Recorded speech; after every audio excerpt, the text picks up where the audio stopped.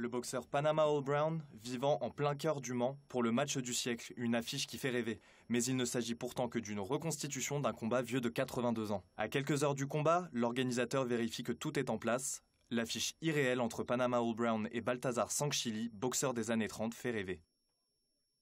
On a fait appel à des vrais professionnels, des boxeurs confirmés, qui sont quand même Franck Arochorta, qui est 6 fois champion de France, challenger mondial pour une ceinture IBO en 2017, et Maurice Positi, qui est lui un boxeur professionnel très bon. Il est double champion, double vainqueur de la Coupe internationale de France. Tout d'abord, il a fallu les habiller avec un style vestimentaire des années 1930. Donc voilà, on a fait appel à une couturière en région parisienne qui était un peu spécialisée dans la boxe. Un événement organisé par la librairie Bulle pour promouvoir la bande dessinée Panama All Brown. Elle retrace l'histoire de ce champion panaméen des années 30.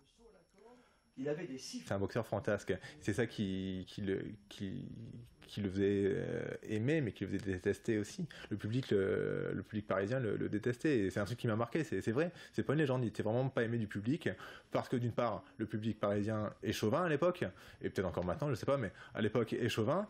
C'est un boxeur noir, le public parisien à l'époque est raciste, on est dans les années 30.